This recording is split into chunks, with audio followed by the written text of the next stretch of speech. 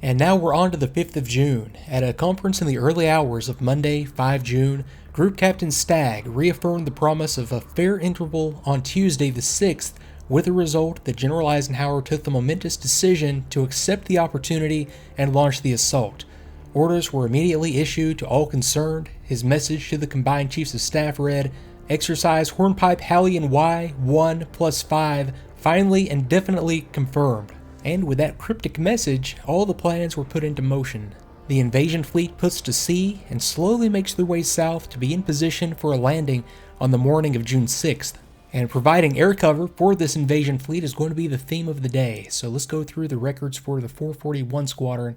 And for the 5th of June, our aircraft patrolled shipping moving from England to France on 2 occasions today.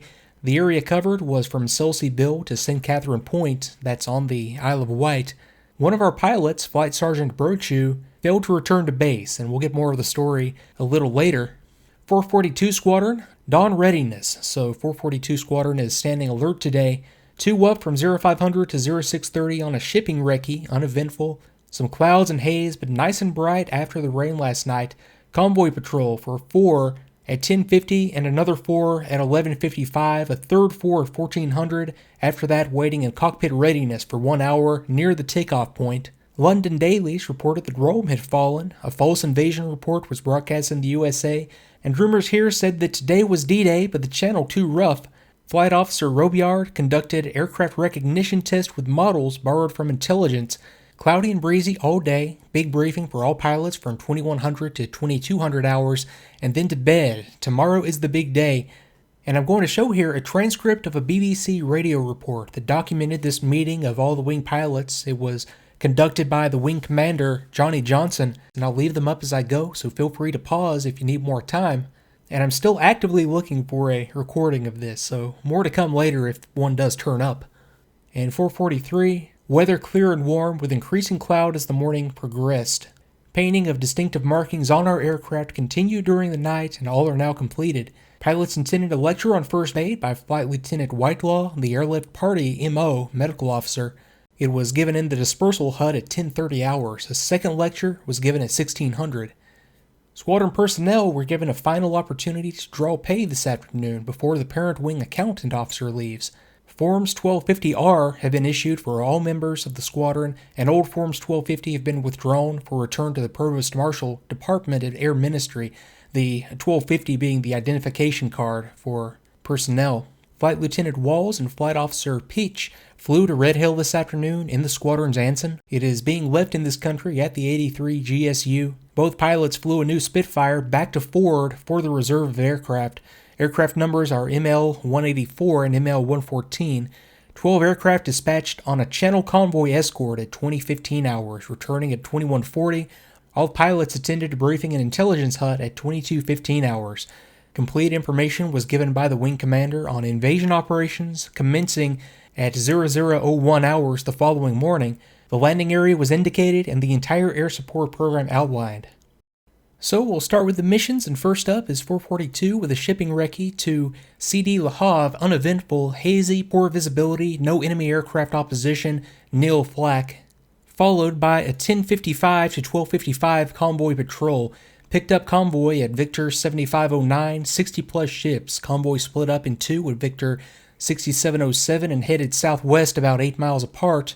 Left convoy at Z7389, no enemy aircraft opposition, nil flak, and those coordinates match up more or less with this area outlined here, picking up the convoy out here in the channel, and then these most likely would have been heading up here to join up with their assigned group as part of the invasion fleet that is moving out right now.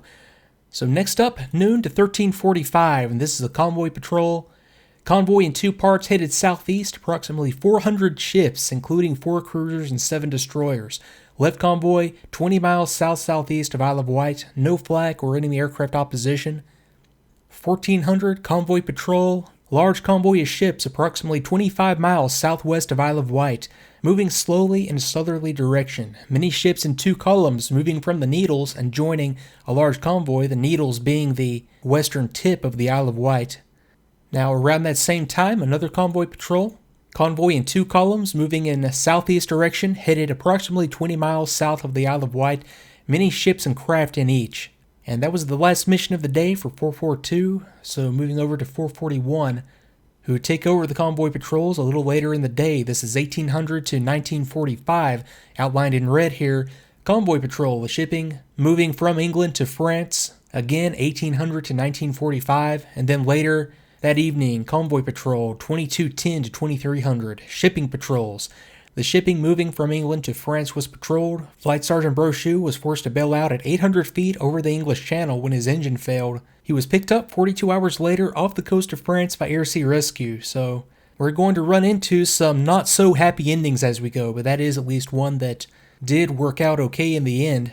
So we can see that as the 5th progressed, it was just convoy patrols getting closer and closer to the French coast, with night fighter units taking over the patrols until dawn of the next day. Airborne troops would have been loading up in the U.S. sector. C-47 starting to fly the route you see outlined here, making their drops over here on the Cotentin Peninsula. British airborne troops would have been doing the same, making their drops over here in the Caen area. And we're going to have a very close look at that area tomorrow. And I'll close out the 5th with the Commander of the Wings' take on the situation. This is from the book Wing Leader, written by then Group Captain Johnny Johnson. When I walked back to my quarters, my own personal reaction was one of some relief. We should soon be based in France and not be faced with the two-way channel crossing we had made day after day during these previous 3 years. A great armada of heavy aeroplanes roared overhead.